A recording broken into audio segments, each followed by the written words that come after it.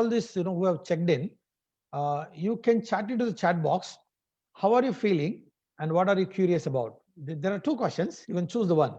How are you feeling and what are you curious about? Yeah, you can chat into the chat box. Yeah. Come on, you can answer that. So we are live, I think so. Okay. Oh, good. So how I are you will. feeling and what are you curious about? You can quickly chat into the chat box. Come on, anyone.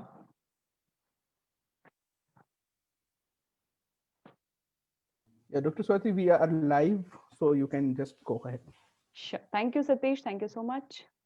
I hope someone. And okay, I'm feeling great. So, Tirmal sir, give me 2 minutes just Sure. to formally introduce the speaker also and tell everyone about this session. And then let us interact and keep the things going. So, I welcome Mr. Tirmal Reddy. I welcome all the participants, and I am really thankful to all the participants who have joined us in time today. This session is going to be a session where we also deviate from our conventional ways, the way we have done our sessions. So Pharmastate brings to you this session, the topic of which is unconventional skills for harnessing uncertainty. A lot of words, a lot of jargons, but let me break it down for you. I'm Swati Sinha from Pharmastate Academy. Along with me is Dr. Satish Gupta, who will be supporting us in all the technical things and more. This session is going to be discussing 4 things, 4 unconventional skills. Since the change is there and everywhere, there's no need for me to actually tell about the change or challenges that have come up with these times. But we need to get into new skills. We need to even hear and listen to kahan kya chal raha hai. So these unconventional skills have to be talked about just to gather those insights. We have to talk about newer skills, and even earlier, whatever skills you have, we have to hone them, we have to sharpen them. So we are going to talk about 4 skills in this session. Number 1 would be comfort with ambiguity. Number 2, positive psychology. Number 3, mindfulness. And number 4, appreciative inquiry. Earlier, we did sessions where the speaker was talking, and after that, we took up the chat at the end of 40-45 minutes. But in this particular session, we are going to break it, and as soon as each topic is being talked about, we will take a pause. We will take a pause for taking up questions from the participants. So keep your questions coming, keep them posting in the chat box. As soon as a topic is discussed, I will be picking up the question, even opening up for one-to-one interactions. So listen carefully and keep asking questions in this sessions. We will be having a lot of question answer breaks in this session. Let me introduce the speaker for today now. I have with us Mr. Tirmal Reddy, learning and development professional with expertise in imparting key behavioral competencies, a thorough professional with 24 years of industry experience in the areas of business development and training. He was at GSK, worked with multiple teams, and had a vast customer interface covering different regions of India. He has a proven track record of leadership at GSK, developed teams with the perseverance to succeed, and delivered excellent results under difficult market conditions. Okay, he has been awarded gold medal twice in recognition and appreciation, and he took the initiative to design concrete measuring tools and feedback mechanisms. Basically, Mr. Tirmal has HR background. I think HR's MBA he has done, an MBA with specialization in HR. So the session is open for discussions also.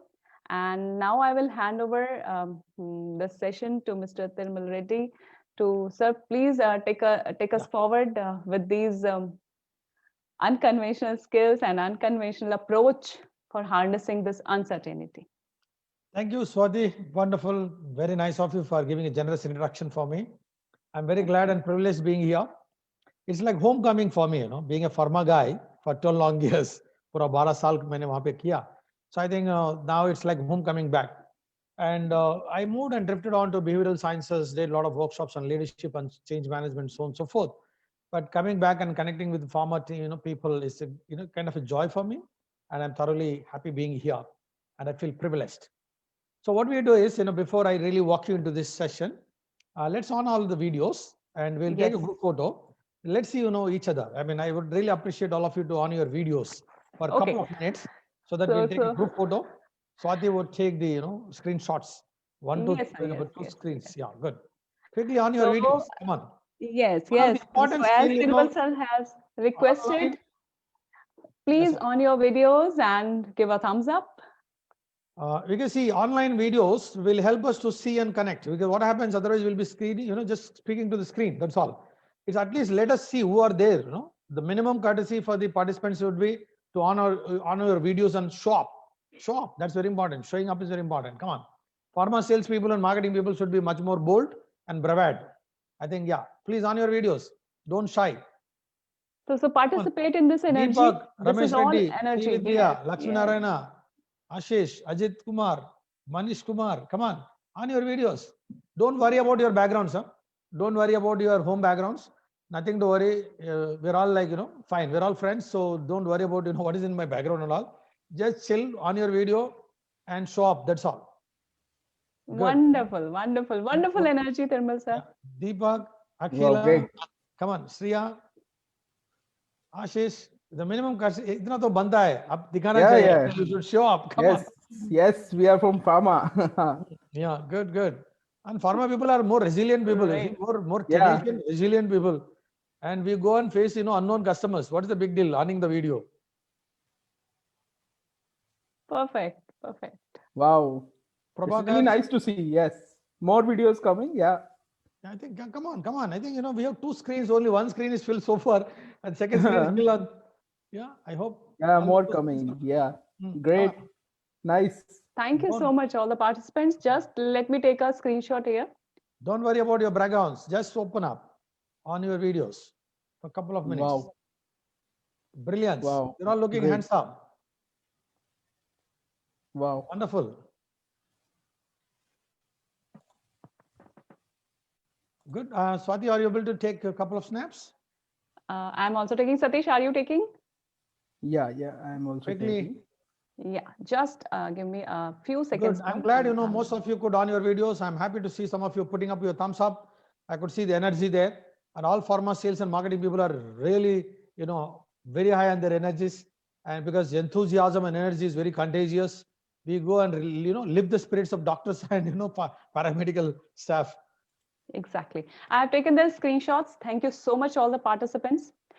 And really brave and really happy, like you all shared your videos. Thank you so much. Let us start the session. Yeah, I'm Tirmal going to sir? share my PPT, fast PPT. Yes, sir. Thank you so much. Yes. Thank you all. Thank you one and all. Thank you one and all for obliging my request to on your videos. That's really awesome. Wonderful. So welcome on board. I'm going to make it full screen, this particular slide. Good. Is it visible to all of you? Yes, it is visible. Good. Wonderful. So welcome on board for unconventional skills for harnessing uncertainty. And we're calling unconventional because maybe conventional skills are required for certainty. When it is uncertain, yes, unconventional skills are very important. And what is harnessing? Harnessing is about taking advantage, taking mileage, and so that we can leverage our own, competencies to keep up with the kind of uncertainties we are going to face in day-to-day life. So I really thank Pharma State to creating such kind of a wonderful platform for all of us to come together and to learn and to share. That's really wonderful experience to being here. Objective. What is the objective of this session? We're going to reflect about some unconventional skills with the changing times. And we're going to talk in this format, why is that skill important, how is that skill is going to, how we can acquire that particular skill, or what are the benefits of that particular skill. So we may talk about why, how, and what of those skills. And that's how we're going to really enrich ourselves. And the ways of working, maybe some of the ground rules, each one is entitled for their point of view. Because each one, we're all experienced people. There's nothing like, the gospel truth one talks about, and each one has their own frame of reference or school of thought. So each one, we respect their point of view.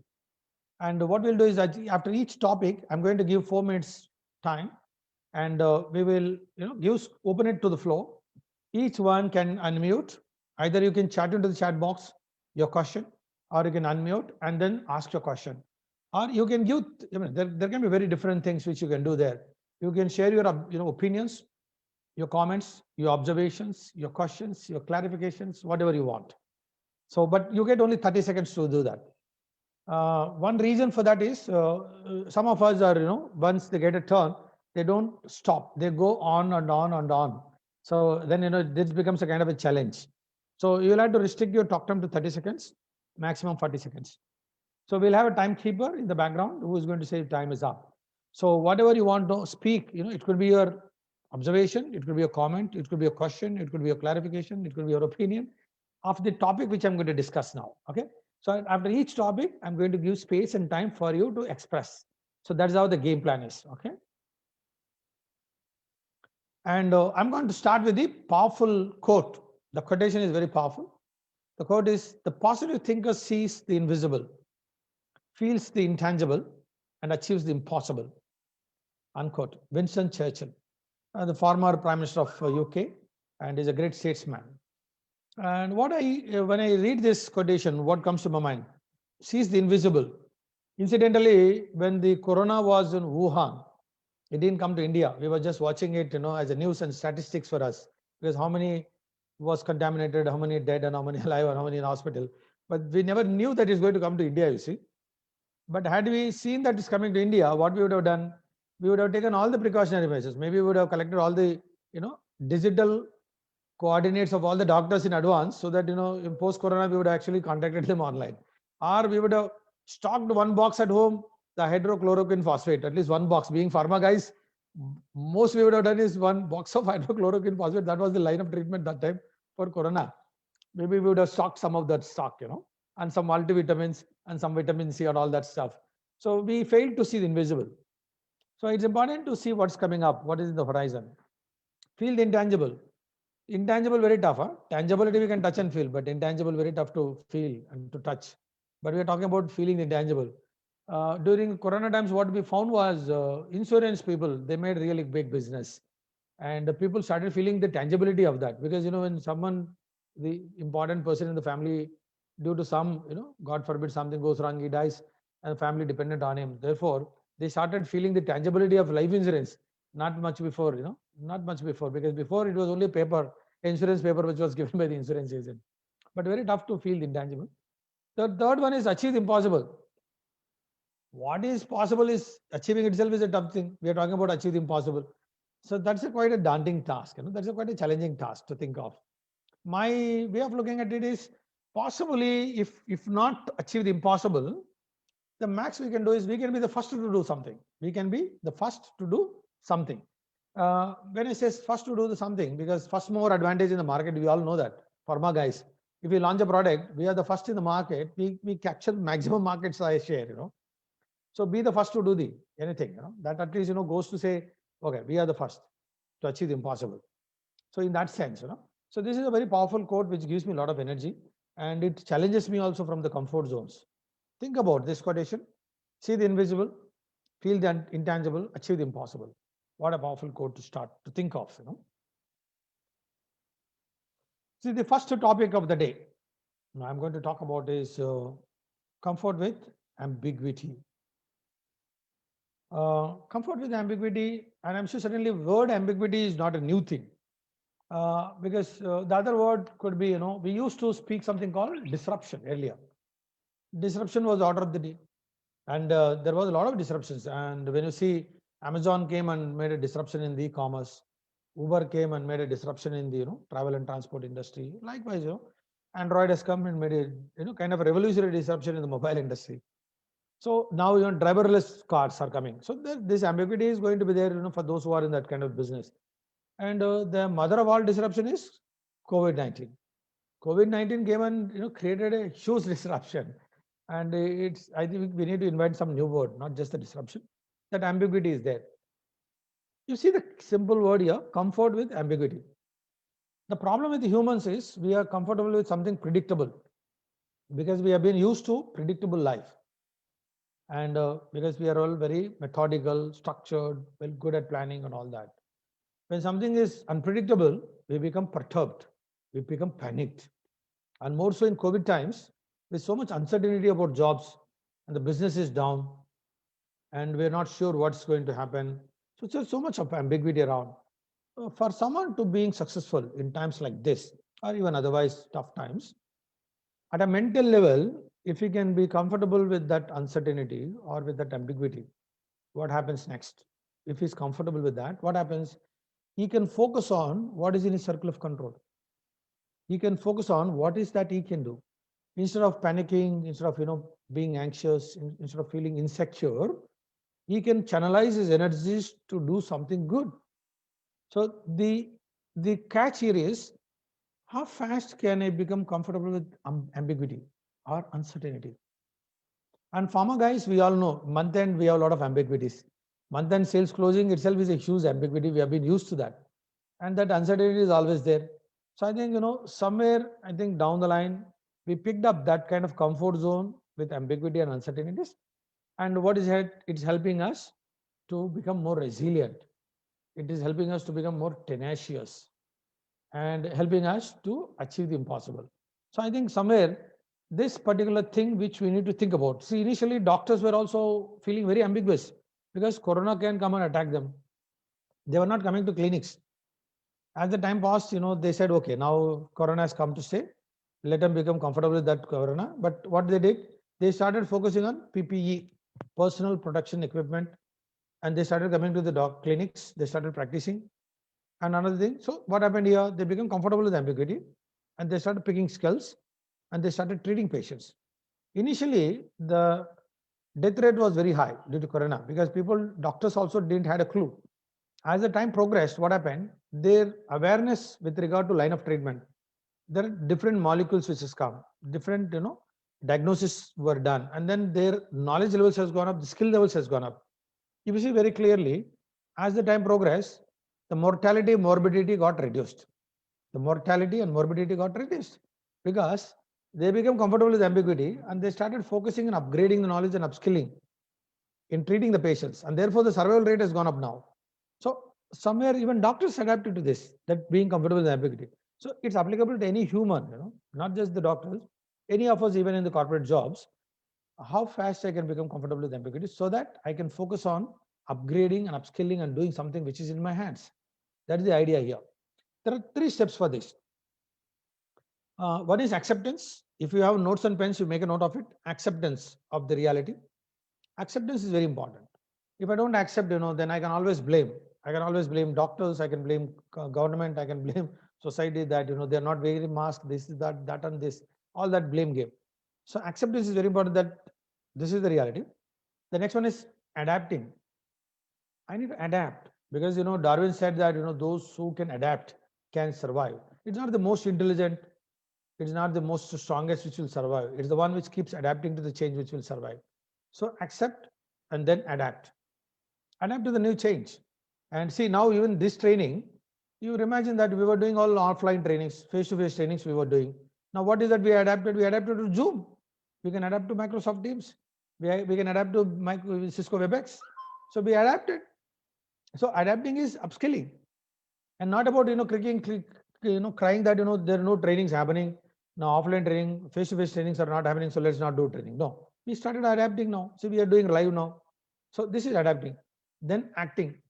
So accept, adapt, and act. So 3A formula for being comfortable with ambiguity and then going about achieving what you want to achieve. Yeah. So acting is also very important. So if I only think, okay, this is what I accepted, then I adapted. But if I don't act, then it doesn't help you. Only actions will get results. So these are the ideas which the key words in the slide you can see: adaptable, flexible, comfortable with uncertainty. Yeah. So dealing with ambiguity, the slide says can effectively cope with the change, can shift gears comfortably, can decide and act without having the total picture, can comfortably handle risk and uncertainty. I think risk appetite is also something which all of us are expected to possess to a certain degree, so that we can deal with this kind of ambiguity around us. So these are my few thoughts. And with regard to ambiguity, I'm going to pause now and then open to the floor. you can ask your questions. You can bring your situation or your context with regard to the kind of ambiguity you are in, or you can give your comments, opinions, observations with regard to this topic called ambiguity. So this is something, and one another thing which I want to share with you is, if you see here, we were talking about this. If I put up this slide, this next slide, are you able to see this slide, all of you? Yes. Wow, beautiful. You can see this slide, The pilot who was, really in the plane, you can imagine this guy. The mid-air engines fail.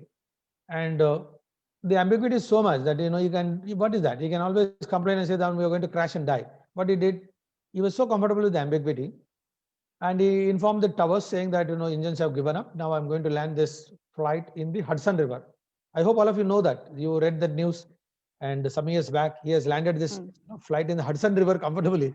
And he informed all those disaster management gang that you guys, be around and they rescue the teams. All the rescue teams were in place and they comfortably went about. See the spontaneity, see the kind of ambiguity this guy could, stay with and stay focused.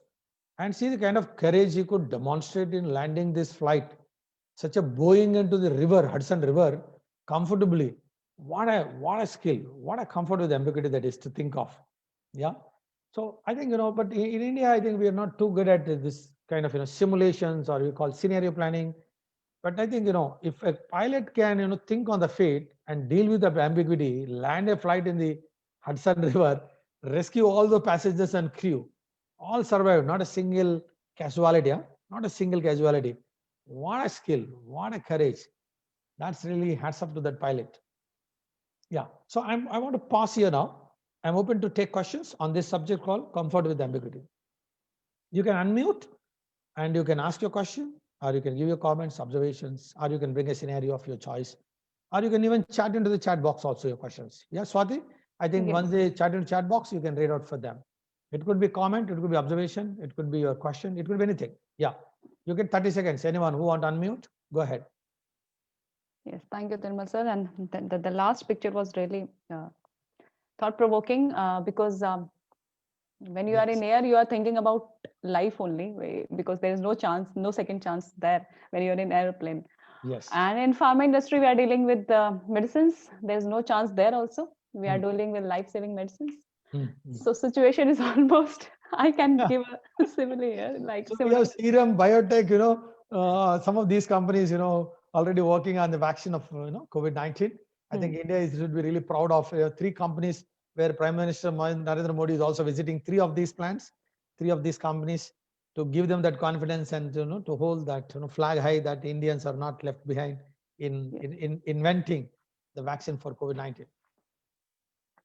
Yeah. So situation is same. So become a pilot of your company, your life, and try to land the. Yes, Swati, I want to give a pause now. I want at least a couple of questions, a couple of comments. A question has come. A question has come asked by Mr. Girish.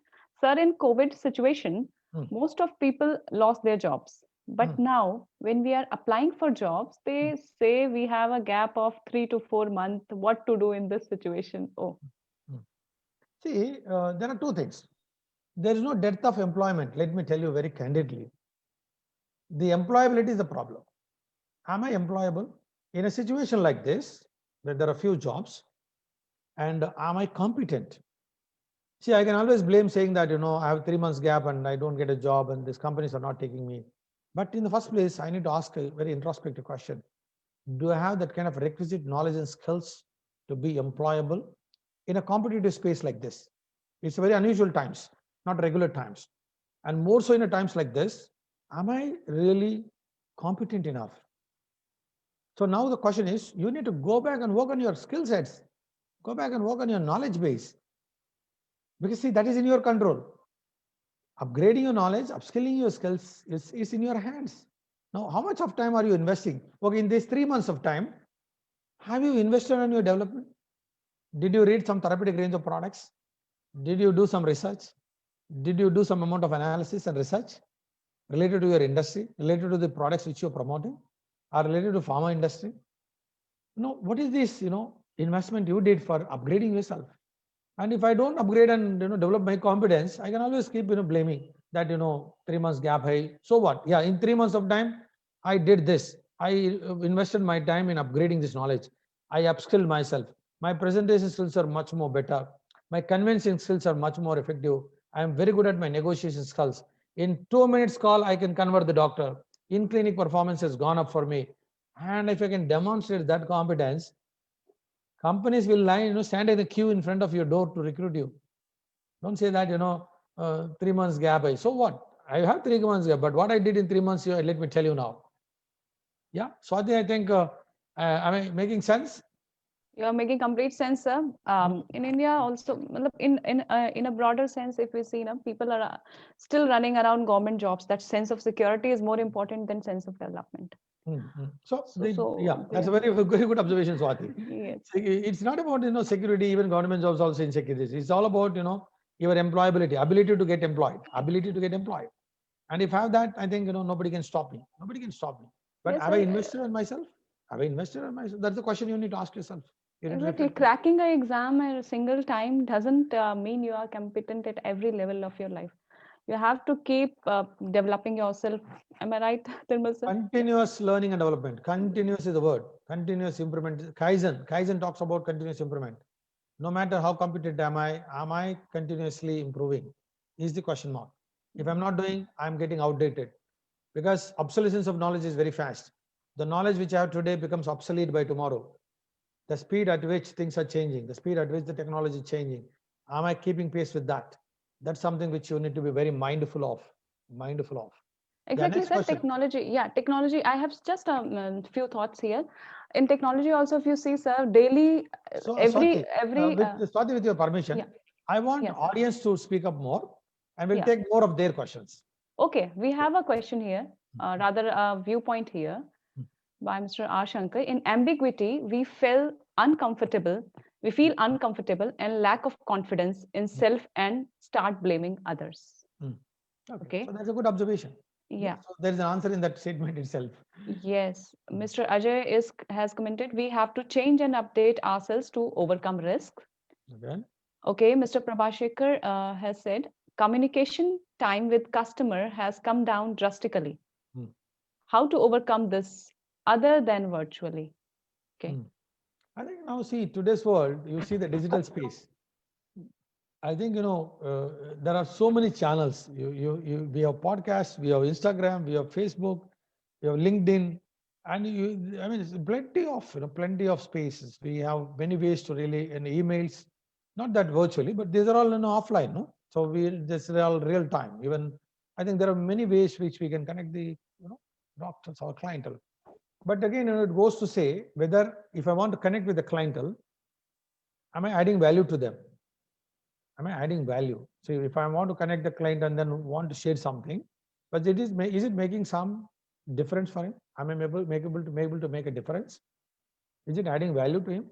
When they see value being added by me, they will reach me out. And even I reach them out also, they'll on my phone, or they'll look at my mail, or they look at my message, provided I'm providing them the quality information, which is going to help them to perform their jobs much better. Not just that, I want to promote my product, but in the process, am I giving them the scientific information? How is it going to help him to treat his patients or her patients better? So if I can give that value addition, I'm sure certainly there are very many other channels, not just the virtual platform, where you can reach out and then still get the attention of your customer and respond to what you're going to share with them. Absolutely possible. Okay. Yeah, anyone can unmute also. Say what I want is Swati, I want to build their confidence. Most of them are mute. Do they have the scope if they want to unmute Swati? They can unmute. Do they have that command with them? Let me ask Satish, sir. Satish, Yeah, can Ajay we? is Yes, lifting. sir. Ajay has lifted Yes, the sir. hand, so we'll unmute Ajay. If Yeah. Satish can unmute Ajay. Yes, sir. They can unmute actually. Oh, is it? Ajay, you just unmute. Yeah. Yes, go ahead. Thanks for your video, sir. My pleasure. I am very inspired from this video. And first, I have left my job for 6 months. Okay, sir. Then I have recently joined my job as area manager in Lucent Biotech Limited and started recently from 5th November.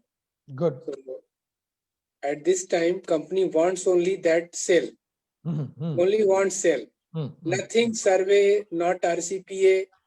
Company wants only sale. And a lot of pressure is there. My previous team was not in the company. My previous colleagues like area manager, medical rep, all are out from the company. Good. And, Fine. Ajay, I got your question. Now, see, the point is, it's a halo effect. In the absence of information and with so much of tremendous pressure, how do you deal with that? Just think for a minute. I want to ask you a question.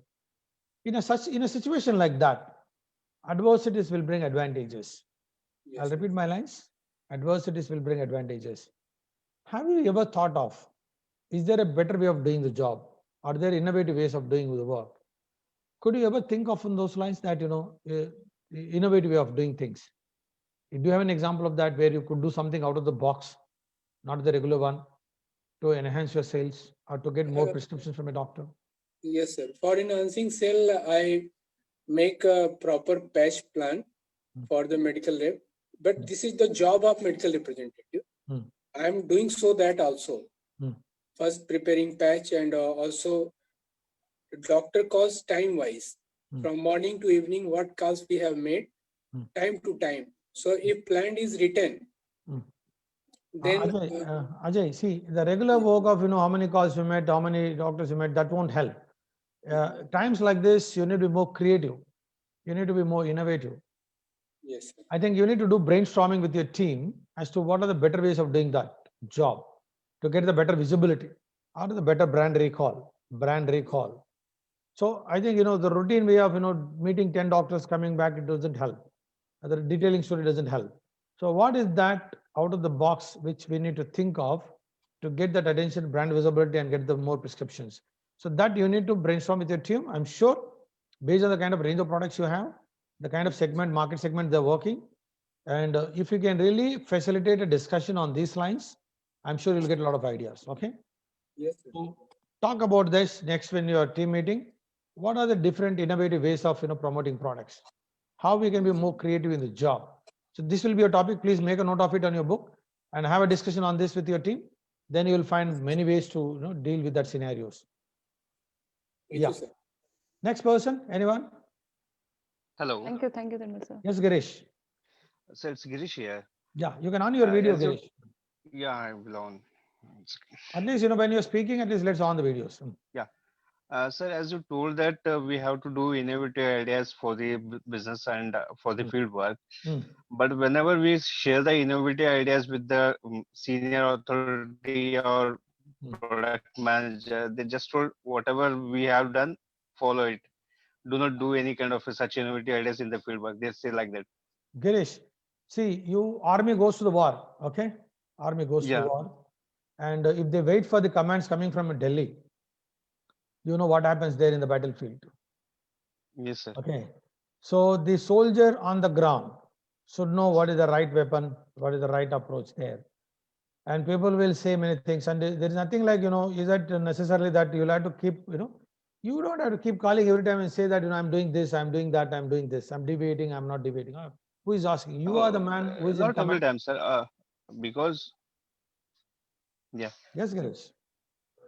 You are empowered. because There's a word called sometime- empowered. Go yes, ahead. sir. No, Go you ahead. complete it, sir. Sir, what You happened? need to you say complete and then you start. It's you complete, sir. You complete. No. Yeah. Learn to empower your people. Don't put too Okay. many instructions. They know what is to be done right there in the market. If too many, because the guy sitting in the head office marketing team, devising a strategy sitting in ivory tower in AC chamber can tell 100 things. The guy who is actually fighting battles in the battlefield know what exactly is there. He knows what is actually has to be done. So if you empower them, they'll be accountable, they'll be responsible for results. And if you keep saying that, command and control, just do what I'm doing, they're doing a postman job, don't expect results from them. This is right. Very clear answer there. Yes, definitely, sir. Yes, Girish, now you have anything to say? Sir, what happened means in my day-to-day work, we used to discuss with the team and we used to somehow figure out with the working strategy and everything, because every time we cannot able to do. But whenever the joint work field happens, if something changes, the higher authorities, they start calling us, because Yeah, the see, you change. we are all street smart salesmen, right? We are all street smart salesmen. इतना तो अक्लमंदी होना चाहिए. When there is a senior guy from Hyderabad, from Delhi is coming and joining, from Mumbai is coming and joining, I'm supposed to follow this strategy, right? I'm supposed Yes, to sir. follow the strategy at least. See, these are all I'm not supposed to tell you virtually on the screen, but this is of more of a common sense. So let's not, it's all open secrets. Now, the point is, at the end of the day, you are, okay, now let me ask you, I'll reverse the question and ask you. You follow strategy 100%, and if you don't deliver results, will they say okay? Will the management say okay? No, sir. Then do what is applicable to you, no? Come on, Girish, let's stop it here now. So simple, bang on. You implement 100% strategy, and if the targets are not achieved, will the company say, okay, because you implemented strategies, okay, forget about sales?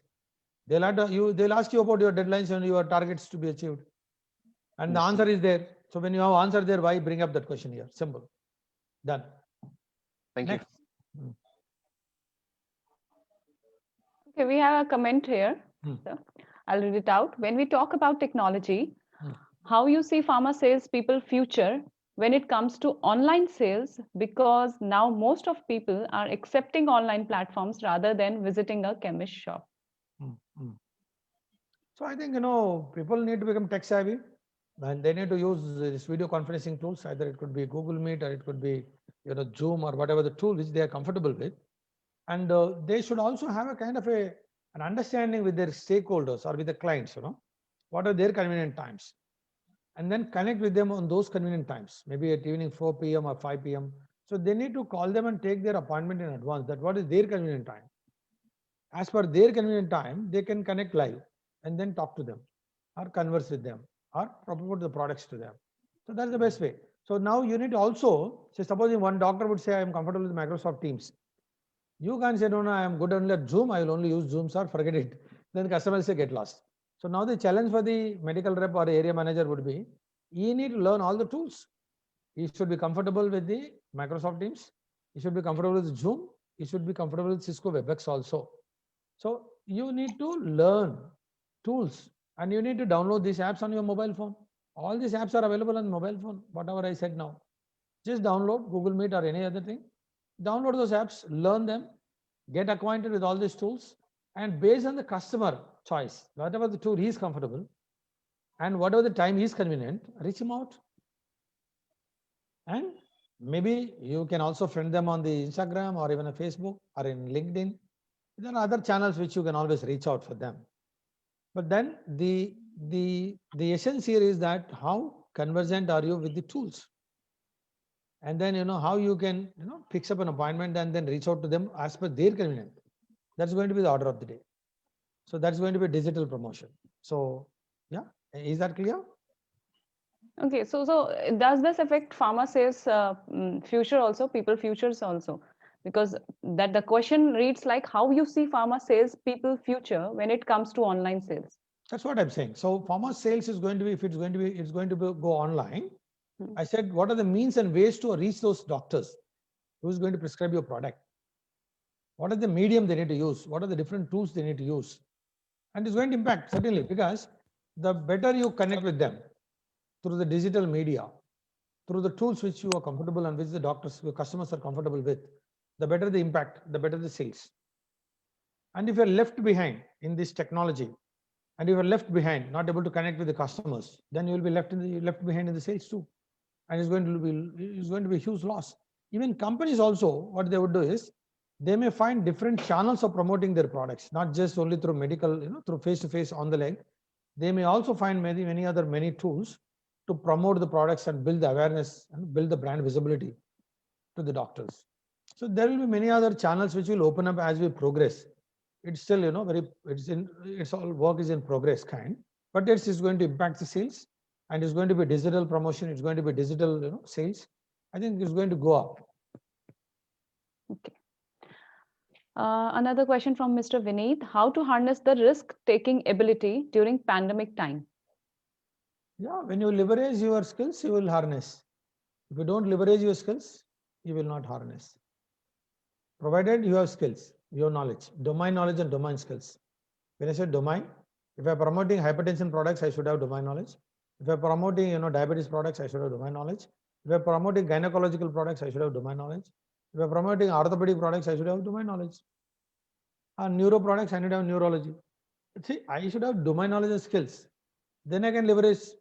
If I don't have basic domain knowledge and skills, no matter what the technology, no matter what the risks, then I can't really leverage. So you should have the domain knowledge, and you should be comfortable with ambiguity. Then you can leverage, and then you can harness.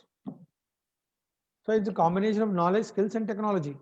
I'll repeat: it's a combination of knowledge, skills, and technology, which will help you to harness. Yeah, good. Sure. So there are no more questions. Anyone who wants to interact, or shall we get ahead? We'll go to the next slide. Yeah, next yeah. slide we're going to go. Next slide. We have spent a lot of time on this slide.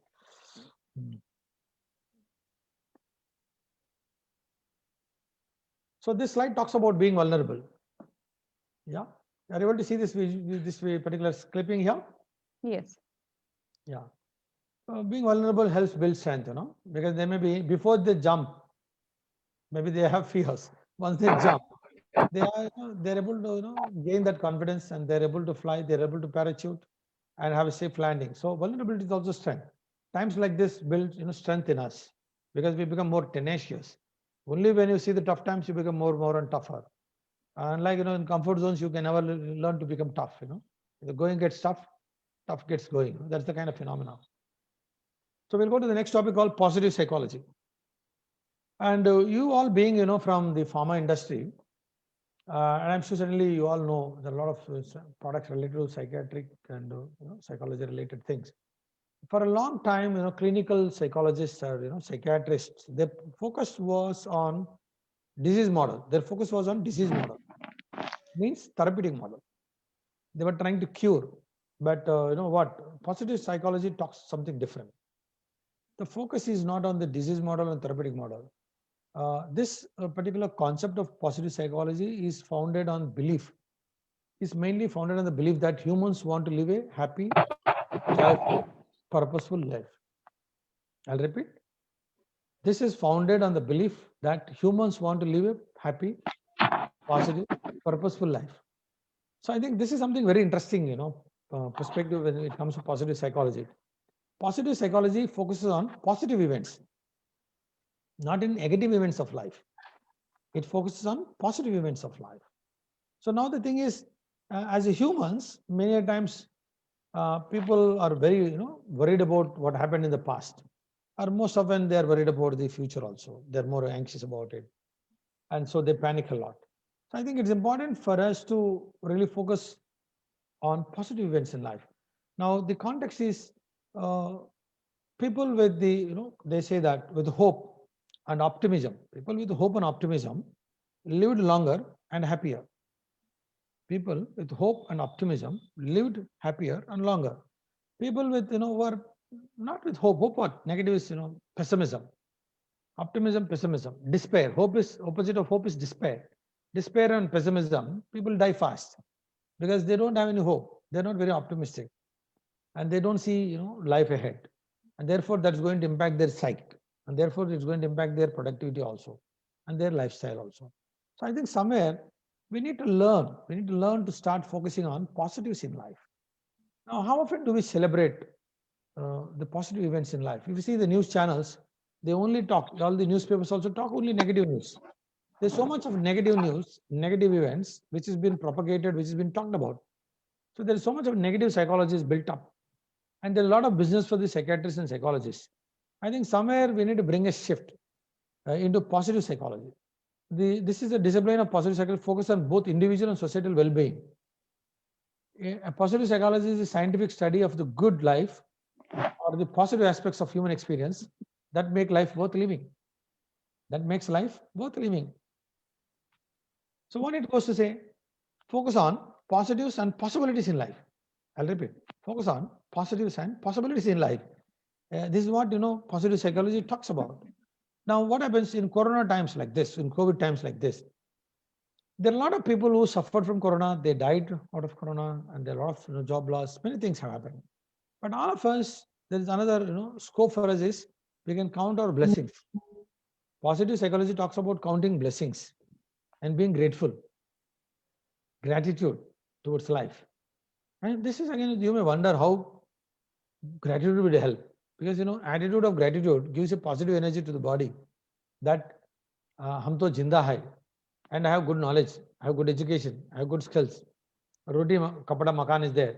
So is there a ways where I can feel grateful and which gives me positive energy, because I think positively, positive psychology, and this positive thinking will help me to think positively, to act positively, and to get positive results.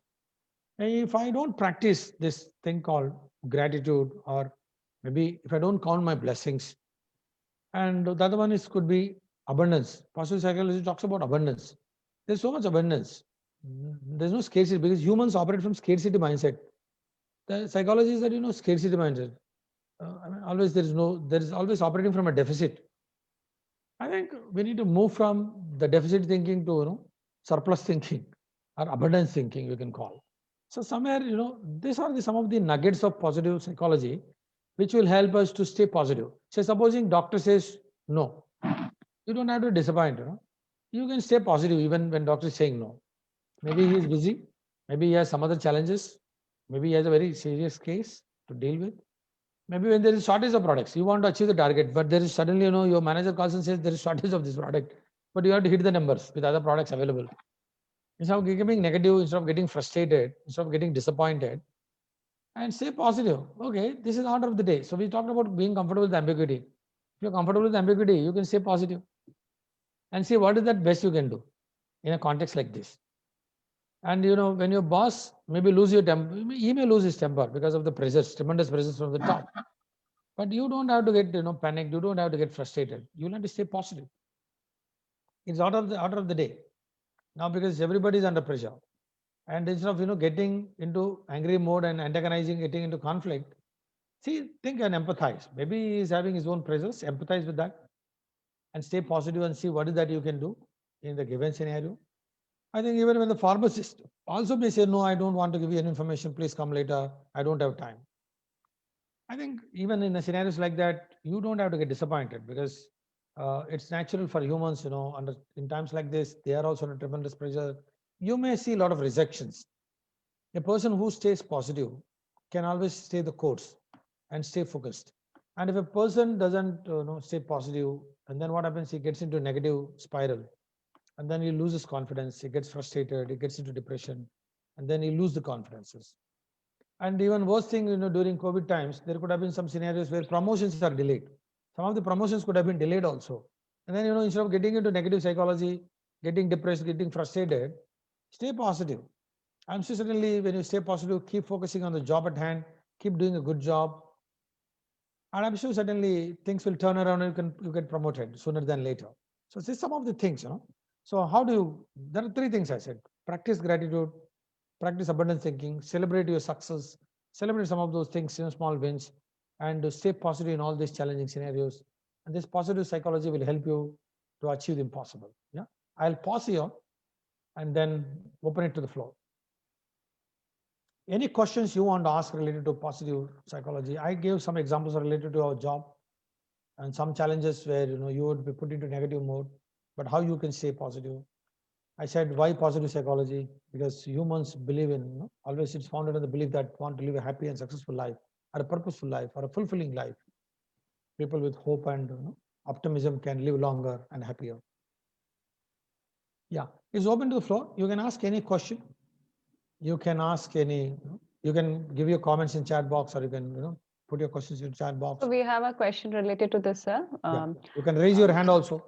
Yes, from Mr. Janardhan. Sir, I work as second line manager. After speaking to my boss, he makes me feel negative. What to do? Good.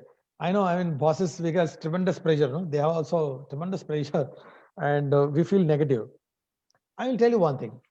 The best of the steel comes from the hottest furnace. The best of the steel comes from the hottest furnace.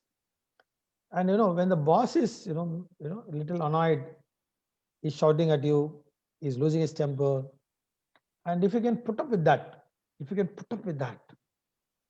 and imagine the resilience in you, Look at it objectively. Don't take it personally. Don't miss these keywords. Don't miss these keywords. Don't take it personally. Look at it objectively. Maybe he's under tremendous pressure for what he's doing. Maybe it is shouting, or maybe he's losing temper or whatever. Instead of making you feel negative, maybe he's ridiculing you a bit or whatever. You need to have your own self-affirmation that, okay, situation is this, because others' comment will not decide what you are. You are what you are, because you have done a good job. Maybe certain circumstances beyond your control. Maybe situation is that is losing his temper, but you don't get into the negative thinking. You like to say, if I can manage with this boss, if I can survive with this manager, I can survive with Swati, with any manager. Anybody. With everybody. Good, Janardhan. If I Yes, can, yes. so now positive strokes. You need to give positive strokes to yourself. Yes, sir. I'll give a simple philosophy here. Thinking this manager is bad manager, and if I quit and go and join another company, it's like, between the devil and deep sea. There is a saying called, known devil is better than unknown angel. Unknown angel. Known devil is better than unknown angel. So this is some of the few positive strokes you should give yourself. So don't get negative and stay positive there. The thing is, sir, if it is one day scenario, okay, what happens in a month? Almost every day we get. Good question, Janardhan. I'll respond to this.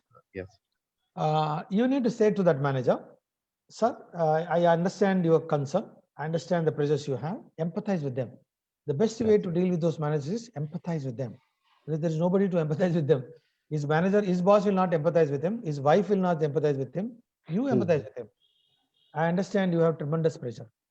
Pardon me, Swati, for saying that. I'm just joking. Wife will empathize with him. Okay. So no, you empathize with him. And say, I'm afraid. You say, this is the sentence, remember all of you, Yes. 28 people. I'm afraid if this goes on, I may lose my confidence and it may further reduce my sales. Simple statement. You are not shouting at him. You're not saying, what is that you are shouting at me? No, get lost, I'll resign. You get lost, I get lost. No. I'm afraid I lose my confidence. In the process, I may lose the sale also. Make this statement to him. Yes. I'm telling you, any sensible manager will get frightened. Oh God, if I ज़्यादा कर दिया तो जितना हिम्मत है वो भी निकल जाएगा और पूरा सेल निकल जाएगा. So I think, sensible way of handling the manager is that.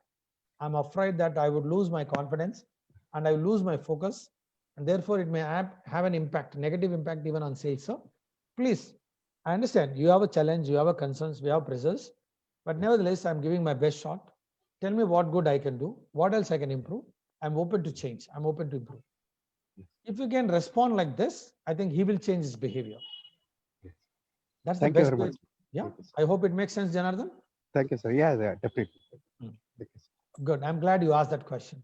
Yes. Another question has come from Akhila. Sir, is positive psychology same as positive thinking? Yeah, good question. Good question.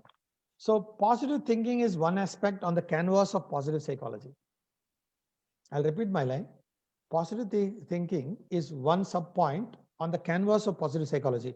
Positive psychology has an overarching effect. It talks about overall well-being of humans. Yeah, overall, well-being of humans. It talks about, living a purposeful life, living a fulfilling life. Yeah, so it is a little broader in sense as compared to just positive thinking. Yes, positive thinking is one sub point or subset of positive psychology. But it's not that broader as positive psychology talks about. Is it making sense? Yes, sir. Yes, it is part of positive psychology, but one element of positive psychology. But positive psychology is a little broader in sense, in terms of hope, optimism, purposeful life, fulfilling life, focusing on the positive events in life, in a way, a little broader in sense. Yeah, practicing gratitude, thinking abundance, seeing possibilities. These are the elements of positive psychology. Okay, we have a question from, I think, the previous topic, which was not read. It is from Mr. Ravi Nehra. He asked, it's about the future of medical representatives, sir. Like medical representatives always get their target on their stockist. But nowadays, online sales is growing up where he is doing his work and doctor is writing for him, but ultimately he is not getting results in terms of sales figures. See, if he's not, the point is he should do the audit of the retail shops next to those doctors whom he's calling on. If you can create a database, the pharmacies next to those clinics which are selling, the quantities which they are buying from their dealers, and if he's able to quantify that and show it to the manager, I think he can always take the credit for that. Maybe they are purchasing from which point and which stock holding, which wholesale dealers, we don't know that. But if you can quantify number of prescriptions he's able to get, number of units he's able to sell, the pharmacies around those clinics where he's calling on, and if he's able to bring some measuring metrics there, and if he can produce that data, then he can justify that. You can justify that. It's all about that. You should find other ways of other mechanisms to quantify himself. Another question no, it's a comment. Recognition and appreciation will boost up employee confidence, not happening with many senior managers. Yeah. Yeah, I would call I want to say 2 points here. One is, intrinsic motivation, external motivation. Extrinsic motivation, internal motivation, external motivation. When we depend on external motivation, this is what happens. We get disappointed. Like awards, rewards, appreciation, all that, mementos, certificates. Then in the absence of them, we may lose the motivation. What is the best thing is, lift your hand like this once in a while, turn your hand and pat yourself like this. If possible, you can pat like this also.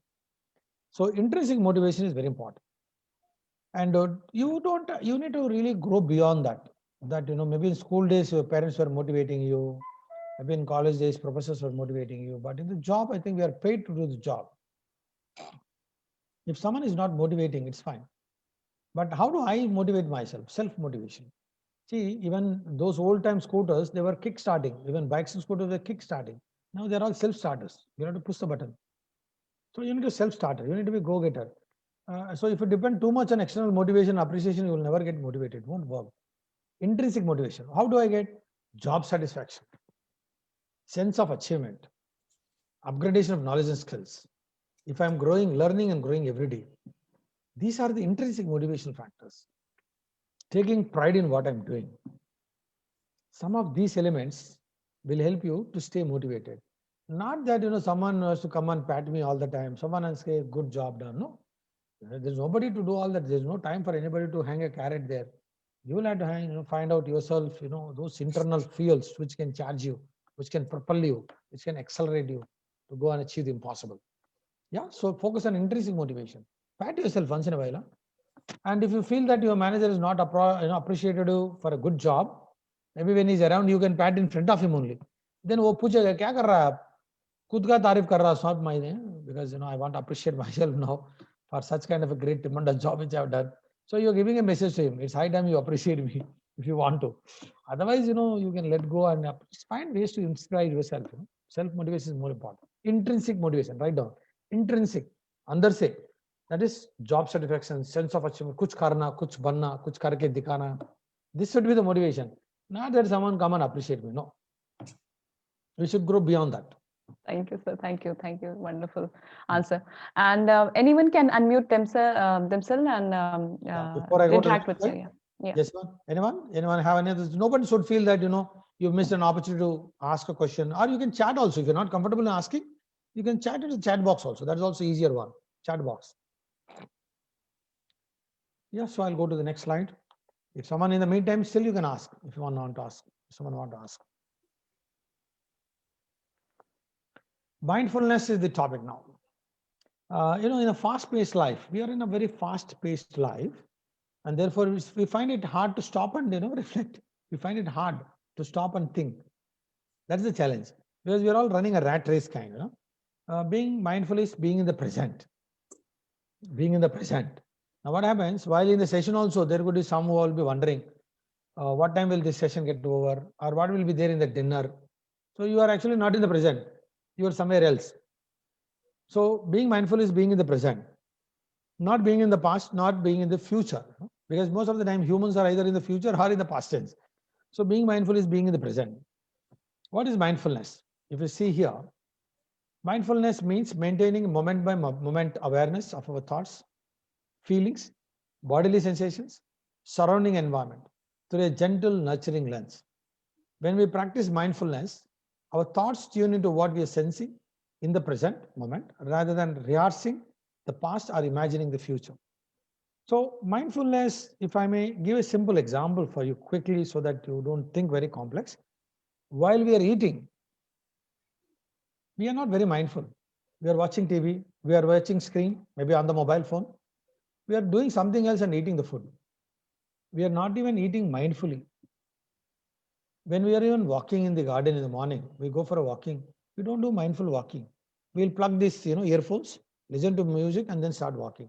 So mindful walking could be watching the nature, listening to the songs of the birds, listening to the flow of the water, listening to the breeze, sounds of the breeze. That's what is mindfulness. Now see, particularly when you are in a doctor's chamber, being mindful could be, being attentively listening to the doctor without any distraction, undivided attention to the doctor. What is he saying? What happens? What is the advantage? When I listen to the doctor attentively, being mindful of what he's saying, I see opportunities to talk about my product. When he talks, I see some gap in what he's saying in terms of therapeutic, in terms of line of treatment for a particular disease. But you see an opportunity there for your product. So being mindful in the doctor's chamber will help you to understand what the gaps are. And it will help you to position your product and promote your product. So that's a great advantage, being mindful when doctor is saying. Yeah. And even when you sit in the clinic before the doctor calls you in, just being in the chair, you don't have to keep looking at your WhatsApp all the time in the screen. Look at the kind of clientele is getting, the type of patients is getting. What kind of segment are they? Are they rich? Are they middle class? Are they lower middle class? What is the kind of patients is getting? And if you have a product which is a premium product, maybe a little higher priced, he could be a right doctor for promoting that product, because he has a clientele who can afford to buy that product also. So you can pitch that product to the customer also. You can be mindful even when you are at a pharmacist, standing at a pharmacist counter. You can be very mindful. You can do micro observations. Which products is he selling more? Which is the brand is he selling more? How much? What is the quantity of the prescription doctor is writing? Is it for 10 days or 5 days? So this mindfulness will help you to really be very conscious of what is happening around you, and which will help you to position and enhance your sales. Yeah. So mindful, think about it. How you can see mindfulness will not happen easily. You will have to practice, and you'll have to every day you'll have to check in. In a sense, you'll have to check in and say, am I mindful? Am I present? Am I in the present now? Or am I somewhere? While being in the doctor's chamber, if I'm not mindful, then I lose an opportunity. If I'm at a pharmacist, if I'm not mindful, I lose an opportunity. So I think mindfulness will help you to being in the present, and you can achieve what you want. I gave an example of even eating, mindful eating. And if I talk about Corona times, let me give another simple example. Being mindful, you are going for field work now. There's a lot of people who are having Corona. Being mindful could be maintaining 6 feet distance, even at a pharmacy, even in the clinic. Being 6 feet. Being mindful of wearing mask. Very important. Being mindful of when you come out of the clinic, applying sanitizer to the hands. Am I carrying sanitizer in my bag? I don't know. So mindfulness could be even this. Even someone is trying to walk close to you. Maybe you are at a doctor's clinic. Someone is trying to stand very close to you at 3 feet or 2 feet. You should move away to 6 feet. So this is being mindful. Now living mindful will help you protect, will protect you from Corona also. Not just only job. So mindful can be applied in many ways, you see. Yeah, I think I spoke enough of these examples with regard to mindful. Let me stop here and then take your questions and open for the discussion. Okay. So yeah, where do we start? Yes. One of our esteemed speakers, Mr. Vivek, has put up a question. Is deep work a part of mindfulness, or is it different? Yeah, of course, very much. A deep work is absolutely, you are engrossed, and that's called single-minded devotion. Single-minded devotion. You are actually subordinating everything else for one task, which is at hand. And absolutely, it is mindful work. Absolutely. Because, now the problem, let me also share, now that since you brought it up, the people think that, they're good at multitasking. Let me tell you honestly, maybe people, it's very fanciful thinking, saying that I'm multitasking, I drive the car while I'm talking on my mobile phone and go and bump into someone. He thinks that, I can talk and drive and then go and bump. And then I have an accident, fatal accident. I think, that is human mind. If you are trying to do multiple things, the space of the mind is occupied in multiple things. And therefore, you can't do justice to any task. And scientifically, and it's not proven that a mind has the capacity to do multiple things simultaneously. It won't work like that. And if I am not paying attention to what I'm talking now here and worried about what is happening in the dinner, then I can't do justice to what I'm speaking here. I need to be present here. I need to be deeply involved in what I'm saying here. I need to be deeply, and I'm going to be present myself here. That call for 100% focus. When I start indulging multiple tasks, then that amount of space of mind is taken away by that work. And therefore, I can't give my 100% to the task at hand. So mindfulness is that 100% being focused on what you're doing, not indulging in too many multitasks. I'm glad that was a good question. I hope I answered it. Yes, sir. Then Mr. Vikrant Agarwal has an interesting take. He says the person who is a self-motivator or intrinsically motivated, many super seniors take it as a granted and he is deprived from various external motivation too. Is it fair to do the intrinsic motivator? See, even whatever the rank, the one fundamental thing I want to share is irrespective of the ranks, whether senior ranks or junior ranks or middle ranks, individually, inherently, I think we need to grow beyond that. That's called gratification. I got the right word now. Immediate gratification. Gratification is what? Want of appreciation. I know we are humans, we want appreciation. But if it is not happening, that should not demotivate me. My fear here is that if that is not happening, if it demotivates me, who is at loss? Who is at loss? Ask this question and you will find answer to that. So basically, I need to see purpose in what I'm doing. I need to see purpose.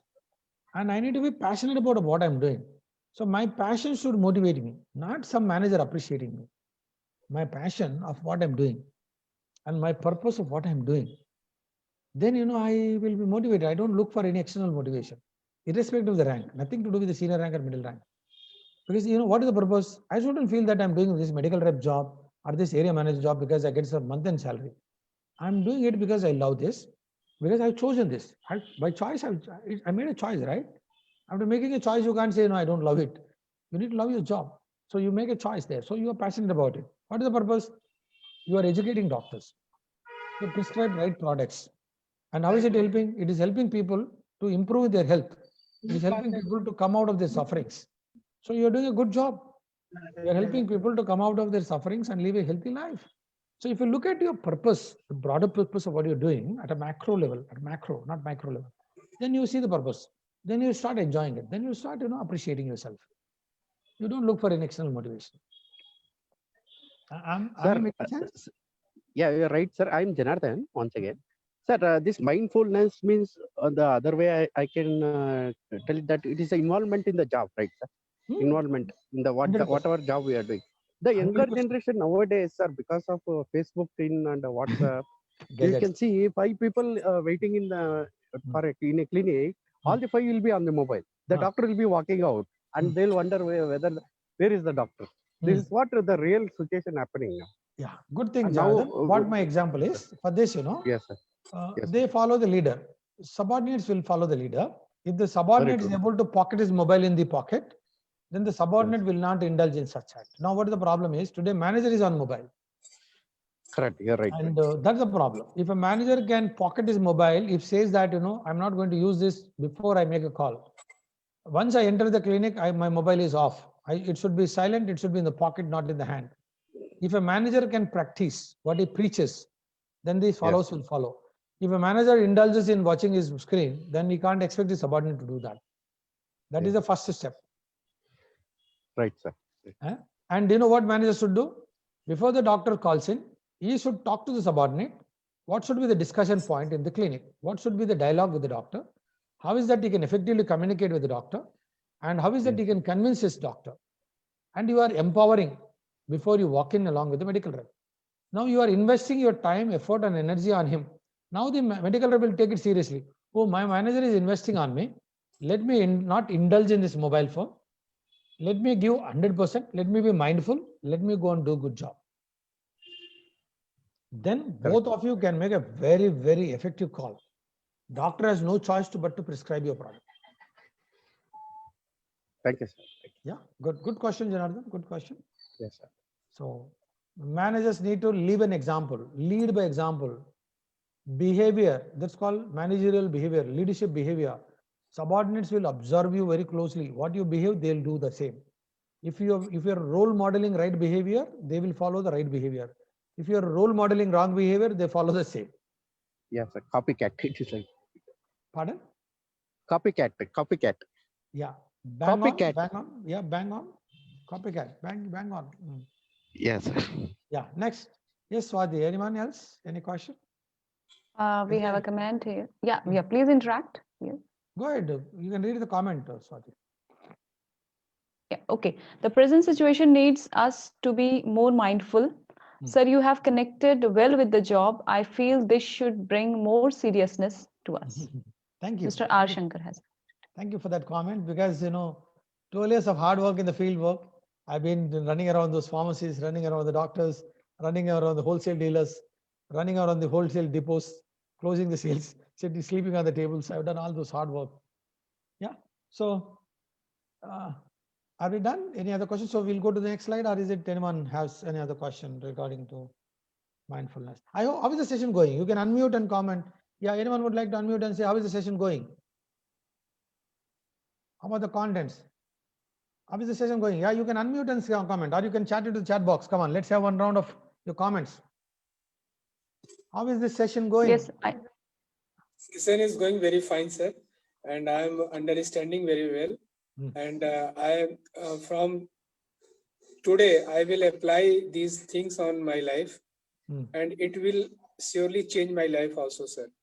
Excellent. Great video you have made, sir, and great interaction with you, sir. Thank you, sir. Thank you so much, Ajay. Yes, next person, come on. Let's see. Yeah, I'm Hello. Yes, Vishwa, go ahead. It's good, sir. It's going. It's practically. It is discussion. It's very practical, sir. What is happening in current situation? Sir, yeah, definitely it is relevant to the profession and even practical situation. So, moreover, whatever we do, the same thing our team also will follow. Instead of that, we are expecting something from the person. That is the biggest mistake what we are doing. We don't guide them, we don't train them. We are expecting.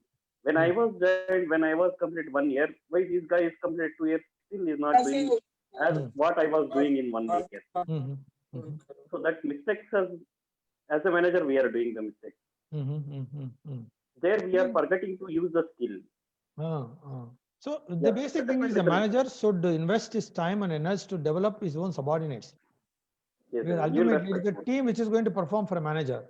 And if it doesn't invest, if it doesn't spend time with his own subordinates, then there is no point. And at least after field work, they should have lunch together. They should have a dialogue. They should add value to the subordinate. And subordinate should feel that his manager is hand-holding him, guiding him, nurturing him, advising him, so that he can do a good job in his absence. Exactly. Thank you. Good, sir. Good session. Thank you. Next person. Someone unmuted a while ago.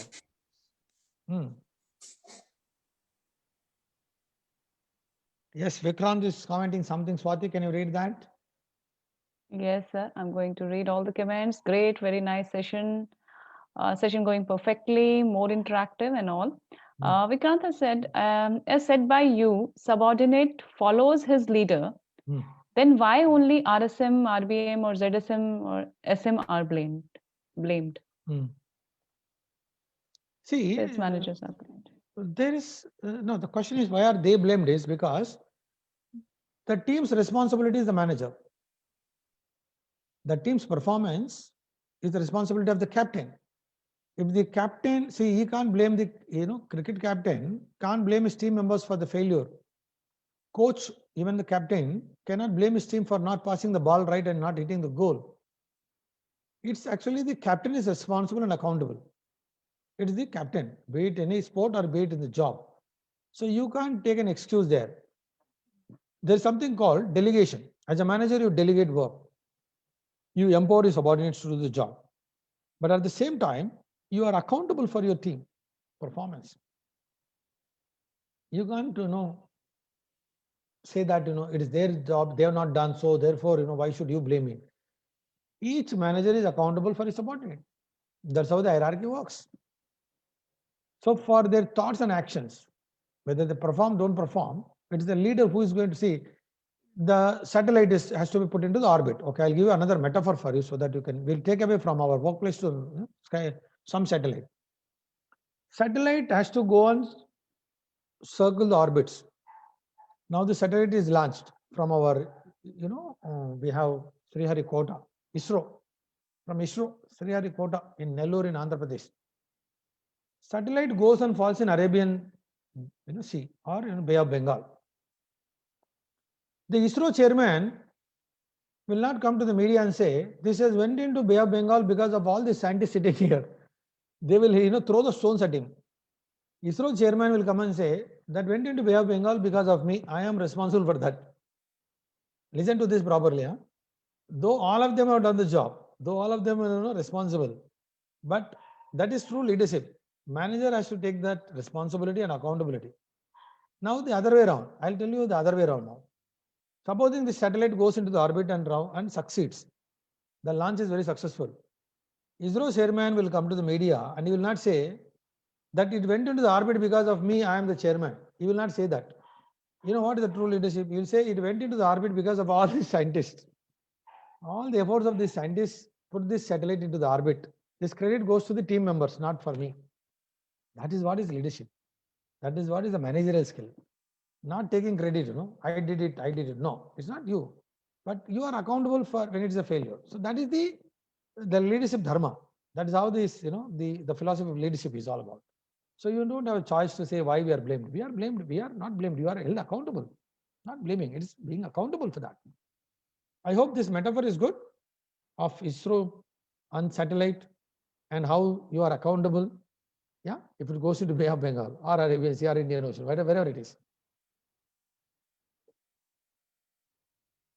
Yeah, so good. I hope I answered that question. So you don't have that luxury of saying that why we are blamed. You are accountable.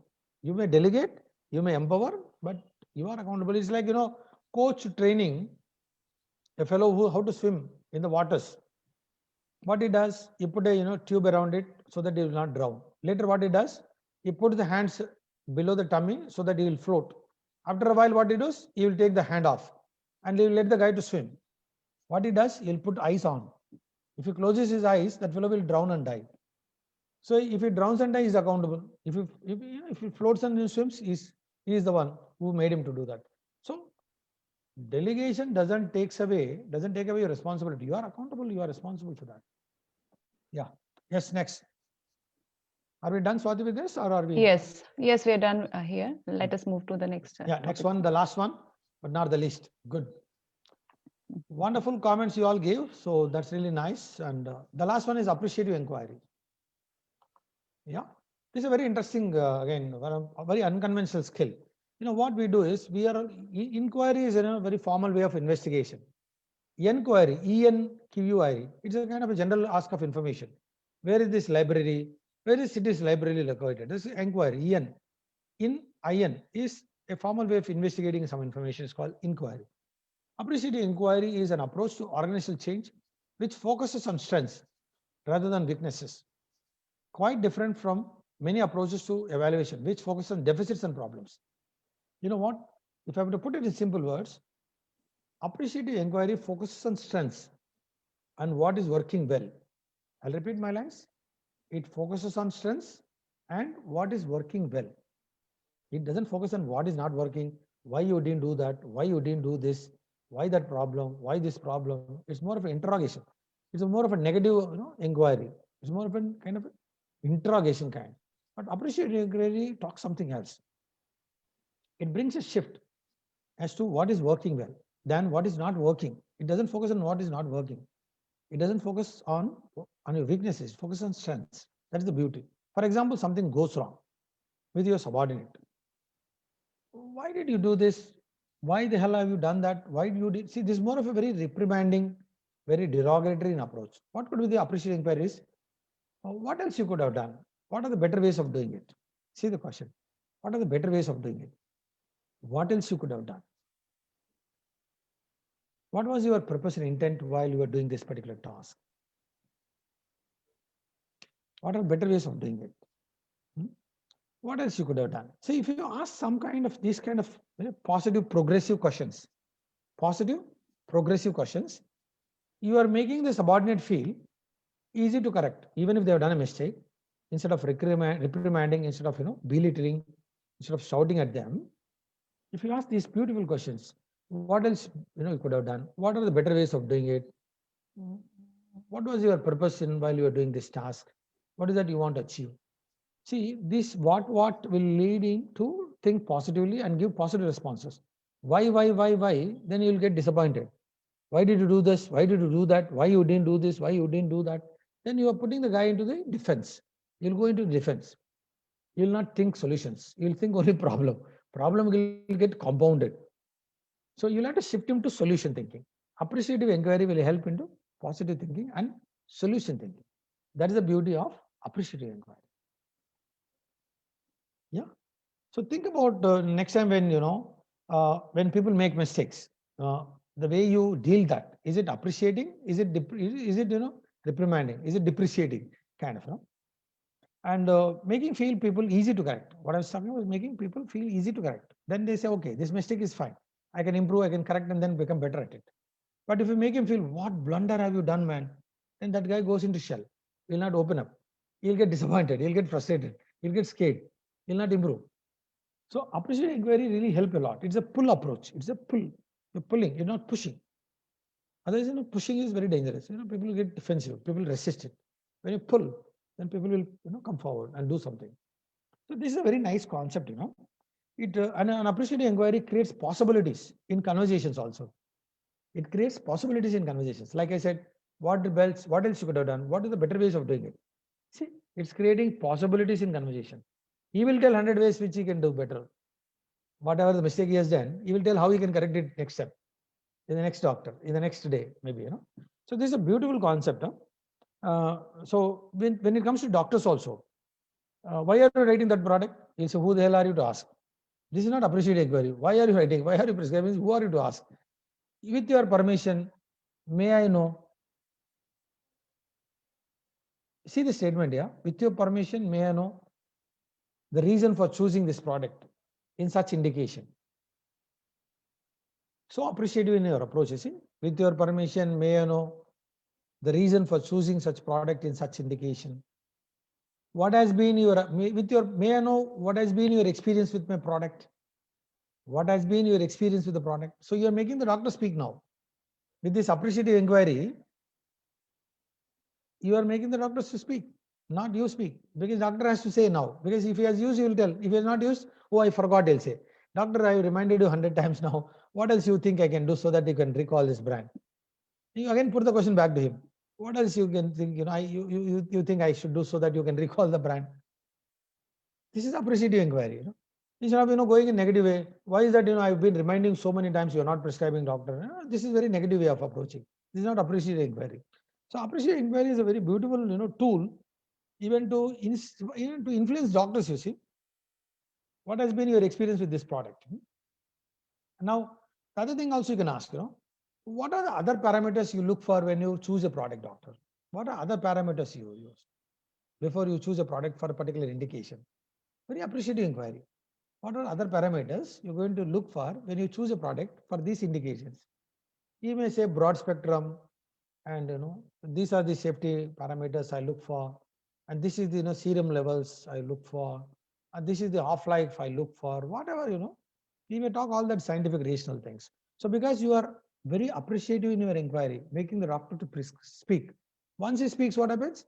You can position your product and you can sell your product. So appreciative inquiry, it's a very nice tool for you to think of, beautiful tool, which will help you to strike a rapport with the doctor or even with your subordinates also. I give, when someone does wrong, how you can deal with that. Yeah. So I am now parking here and it's open for the, again, round of conversations and dialogue, discussions, questions. Yes. Yes, sir. So we have a question from Mr. Vishwanath. How to drive the team by giving tasks with different people? How to drive the team by giving tasks with different people. Mr. Vishwanath, can you unmute and ask the question yourself? No, Swati, I got it, Swati. I got it. Okay, You sir. need to map your people.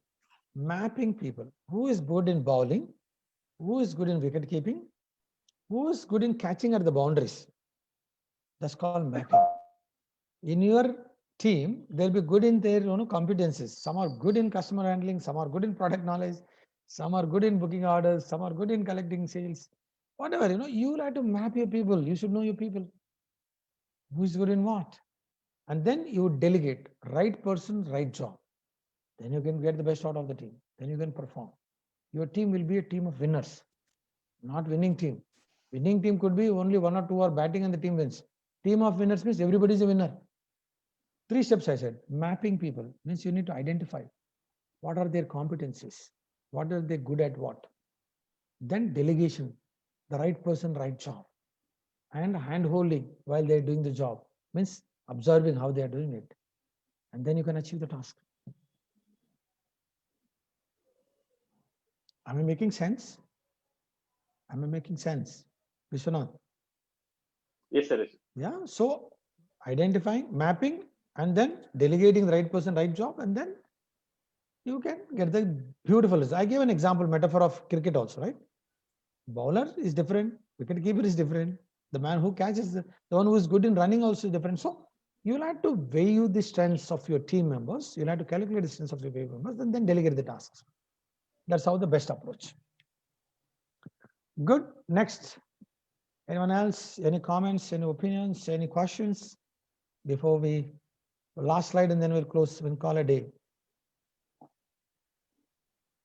How is this concept? How is this concept called appreciative inquiry? Did you love that? Did you love that? You can try. Even you can try at your home also with your kids. Quite informative. Yes, sir. Yes, Girish. Yes. You can unmute and interact. Any of the participants. All of you can unmute now. You can unmute. You can unmute. You can on your videos also. Let's come live now. Only one more slide. I can anyway show that, and then we can call it a day. But let's come live now because we are done with the 4 skills. And let's come live and then unmute yourself and talk and ask questions. Let's make this session more lively. Otherwise, what happens? You're all not visible. I'm just visible, and because that doesn't really in a virtual space. It's good to come live. It's good to come live and then speak and then interact. That brings a lot of energy. Otherwise, what is the fun? Just we are all blank screens. It won't help us. You can on your videos also. Come on, come live and then let's have a good dialogue and then some good reflections. We can have some good reflections. Because reflections will help us to challenge our assumptions, our self-limiting beliefs, so we can find new ways of doing things. Good. Yes, nice. Thank you. Anup has on it. Girish is could come live. Ramesh has come. Prabhakar has come. Ajay is there. Shankar has come. A lot more. Janardhan, come on. Manish, Vineet, Akhila, come on. Sri Vidya. I think we have a lot of women here. Women empowerment is on. I think women should be bold enough. Akhila and Srividya, come on live. You have Sweta for your company here. Swati, sorry, I'm sorry. Swati is live here. Who can give you company? Come on. Good session, very useful. Okay. Excellent presentation, a good learning session for Vivek sir. Okay. Quite informative, guiding force. Yeah. Please come live. Let us use a little bit more data here. Yeah. Come on, we can use the data. What's the big deal? Come on, you are all on data or on Wi-Fi, right? You can on it. What is the big deal? we should be willing to, go that much, on that. It's good to invest. It's time to invest and interact and see each other, network each other, talk to each other. Still, people are shyful, and I don't know why. I mean, I think they're not very forthcoming on their videos. Immediately they off their videos. I think it's okay, and nothing will happen. What's the big deal? Being live, nothing will happen. What's the big deal? Yeah, anyone want to speak now? Anyone want to ask a question? Anyone want to comment? Yeah, No come on. question, sir. Sir, Yeah, no Ajay. question. Go ahead, Ajay. No question, but Okay. session is very good, sir. और आज मुझे बड़ा अच्छा लगा इस session में, और कई चीजें सीखने को मिली, और जो हमारी जो अंदर बिलीफ जो थी वो थोड़ी सी बाहर आई कि मतलब हम जो सोचते हैं केवल उतना ही नहीं होता है, और भी चीजें हम अगर इंटरेक्ट करते हैं किसी एक्सपीरियंस पर्सन से, जैसे कि आप हैं, तो हमें सीखने को कई चीजें मिलती हैं. तो learning is the best process, और ऑलवेज विलिंग टू लर्न होना चाहिए आदमी को. Good, Ajay. I liked it. You kept live also all the time. Your video was on. That's really, I appreciate it. And you're looking handsome in that dress also. Good. And I'm glad you learned a lot of. ये भी मैं चाहूंगा कि आपकी videos इसी तरह में मिलती रहे हमें, ताकि इंस्पिरेशन मिलता रहे. और आपका कांटेक्ट नंबर मैं लेना चाहता हूं सर. कभी Swati has to give that permission. Sir, please, sir. We have also created a WhatsApp group also. तो अजय जी उसको ज्वाइन कर लीजिए. फिनमल सर से आप डायरेक्टली इंटरेक्ट कर पाएंगे वहाँ. तो my number will be there in the WhatsApp yes group. I'll just update. So in the chat only you can see there is a message I have just posted. There is a link in that. You click that and join the WhatsApp group. So whoever wants to join in the WhatsApp group and want to be connected for future sessions also. So मैं Zoom इस्तेमाल नहीं करता. Hello. हाँ. Sir मैं Zoom इस्तेमाल नहीं करता था, क्योंकि उस पे कई न्यूज में कई चीजें प्रोपेगेट की गई थी, और इस वजह से मैं Zoom इस्तेमाल नहीं करता. ठीक है Ajay, that's fine. We'll discuss that later, Ajay. We'll discuss that later stage. Ajay, we'll discuss that later. So, okay, now next person, please. Yeah, your comments, observations, questions, anything it could be. Come on, quick. Most of them, I think pharma people should be very talkative. Pharma people should be very confident, and they should not shy away. I mean, I think you should be more forthcoming. Sir, for my end, one question is that, can I ask? Yes. Yeah, sir, as actually I completed almost 12 years, but we have seen many times, many people, the way when joined the pharma industry after 5 or 10 years also, we never thought about to learn the new things or change ourselves. We always focusing on the doctors, customers, and You're not audible, Vishwanath, now. Swati, I think has gone off. Yes, a bit of audio issue. Mr. Vishwanath? Fair enough. We'll come back to him later again. Yeah. Yeah, we never try to come out of that circle. So we are grooming in that way, sir. How to come out of that circle and grow further. Now Pharma State has given a great opportunity for networking with people. Now WhatsApp group is created. You can interact with people. You can post your comments there. You can ask your questions there. We can have a great mutual learning experience. A lot of people can contribute to the learning process. You can grow your network. So you can expand your horizon and you can expand your knowledge base. So things have started thanks to COVID-19. And thanks to Pharma State and Swati ma'am for creating such kind of a wonderful platform for us to move from here. Thank you so much for being with us, and Swati, for you only, sir. There's nothing called ma'am. And one more thing, one update is that this session will be available on the Facebook, our Facebook page. So you can visit pharmastate.com Facebook page and you can watch the session. It will be there forever. Good. Yeah, live. Okay, we have a comment. Yeah, we have a comment here from Mr. Lakshman. I am in closing, so I'm listening only, sir. Okay, he is in closing. Okay, 28th today is, so closing is going on. God. I really appreciate Lakshman, for that learning spirit in spite of tremendous closing pressure. You're still eager, to learn something. That's beautiful, man. That, your curiosity will take you places. Your curiosity, your own curiosity will help you succeed in life. Wonderful. Yes, Next. and he has also written, and it's recording also, so that all sessions I will listen again. So we'll send the link in the WhatsApp group itself. So join the WhatsApp group now. We will be sending all the links of recording Yeah. and sessions, whatever we conduct in the group itself. We have Girish Join the- live, Ramesh live. Anything you want to comment, Prabhakar? Okay, Prabhakar, someone has Hello. joined late. Yes, Girish, Yeah. go ahead. Yeah, Girish, go ahead. Go ahead, Girish. He is muted again. Hello. Sir, actually, I was traveling. That's why I put it on the mute. Hmm. So I Tell me. cannot continue to speak. But overall session was the great, sir. I learned a little bit more. I improved a little bit more knowledge on this. Where do you work, Girish? Which That will company be do you helpful work? in the future for me. Girish, which company Thank do you you. work for? Which Sir, company do you Zydus work? Scheduler. Good Zydus company. Scheduler, sir. Good company. Yeah. Yes, sir. As a regional manager, zonal manager, No, area sir. manager? Area manager. Area manager. Good, wonderful, wonderful, wonderful. Thank you, sir. Wonderful. Next. Yeah. Sir, the session was very good. It was, in a very systematic way you came, step by step it progressed.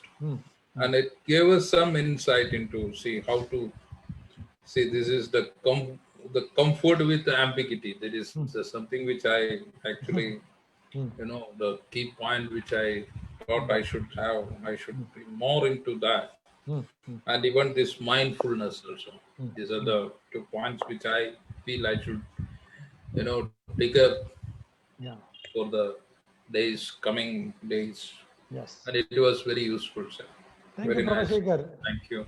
You should be, checking in every day and see whether you are practicing mindful or you practicing, being comfortable with ambiguity. Every day you should check in. Yes. Otherwise, you go back to the natural side.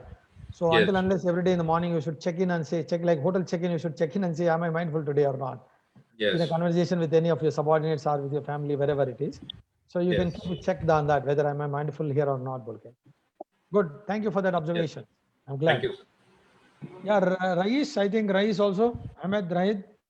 Rais, you want to say something? Sir, Live. Hello. Yes, Rais, go ahead. Hello. Go ahead. Rais bhai, go ahead. Hello. He's stuck with hello. Yeah, Shankar, you want to go ahead? I can't hear anything. No problem, you can speak otherwise. Maybe he has a audio problem. Shankar, you can go ahead. Yes, a bit of audio problem. Maybe. Yeah, Shankar, go ahead. He is not audible. Shankar is also not audible. Mr. Shankar, can you please remove the earphones and speak up, because that will help. Maybe there's a issue with remove it from phone also and laptop, and we can hear you then. Hello, you are able to hear? Yeah. Yes, Bang. yes. Yeah. Bang on. Thanks for the nice session, sir. The 2 important points I think which is very much relevant to our field today's the present situation. One is the mindfulness, where we forget about the present situation, what is happening around us. We forget to make a note of that, which is very, very relevant for all the people in the field to practice. And second important aspect which you covered now, which we totally forget, because we focus only on inquiry. I think this appreciative inquiry, what you have highlighted, is very, very important, particularly for the managers to practice. As someone was pointing out, the blame game starts from third line to second line to first line, and then it goes down to MR level. Nobody is interested in doing that inquiry. Everybody is interested focusing on that inquiry. I think which was a new point which we all should once again learn and practice. Thank you very much. I think it's a 2 new learning which I thought I don't know. Thank you, Shankar. I think that's the reason I was telling to Swati that these are unconventional skills. The way we labeled it also unconventional. That was a very deliberate thought. Which company? In fact, I joined the session with the thinking what you are going to talk is same like what all other people have talked. But so far the point what you covered, none of the people in Pharma Academy or any pharma conferences which I attended could able to highlight. I think it's a uniqueness. Thank you so much. Which company do you work, Shankar? Which company do you work for? I work for Sigmund Promedica. It's a Ajay? South Vijayawada based company as a sales manager. I'm in Bangalore. Wonderful, wonderful. Thank you for your positive comments. I really appreciate for coming and joining us. Thank you so much. It's my pleasure. Pleasure. Yeah. Yes, Swati, anyone else? Okay. Thank you for the learning session. We have few comments. Thank you. Okay. The full sessions question is there, where they can again access it. So we have a Facebook page, which is very active, and the complete session recording would be there. So I will be posting the link of the full session in the WhatsApp group. I'm repeating it. And please be there because this link will be shared in the group itself. Yes. So no more questions. So I'll just show the last slide, then we'll close it off. Yes, sir. Because it talks about positive hormones. Yeah, the dose of positive hormones really helps us, stay healthy and happy. I could see Shankar laughing at it. Yes, dopamine, oxytocin, serotonins, and endorphins. So I think these are the happy hormones, and we need to find ways. Not that we're going to buy in the pharmacy shop, but by appreciating someone, endorphins are produced. By doing something good, dopamines are produced. So these are the happy hormones. We'll have to really keep celebrating our success and keep producing these kind of happy hormones to stay, hale and healthy and productive in our jobs. And the simple, acronym I've given is DOSE, D-O-S-E. Dopamines, oxytocin, serotonins, and endorphins. These are the known for, happy hormones. And you don't get in the pharmacy, they are produced in the body.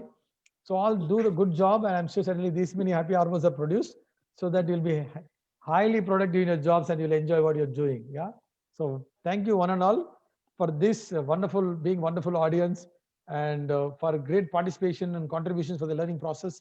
I really loved being here, and I would like to thank the Pharma State and Swati ma'am for bringing me on board and giving me this platform to interact with these wonderful people.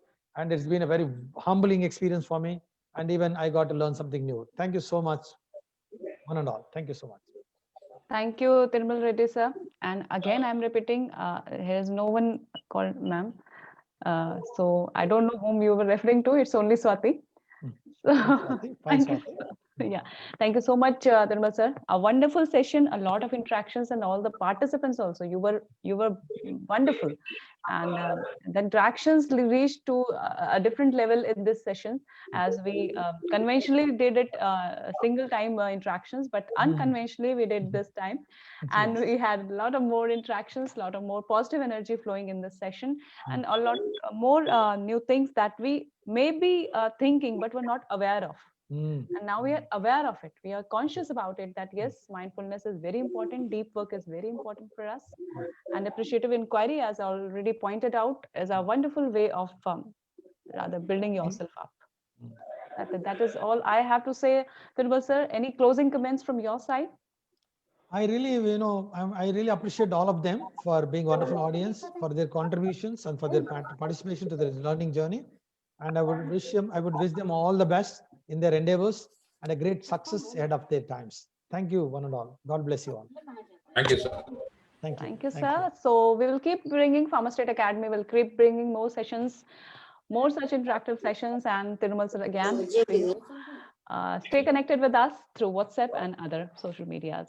So here we are signing off. Thank you so much for attending. Bye. Thank you, Swati, being a great moderator. You have been a wonderful moderator, a very good co-facilitator. I really appreciate for complimenting my performance. Thank you so much, Swati. Thank you, Tirmal sir. Yeah. And bye-bye all. With us. Good night. Bye. Take care. Bye-bye.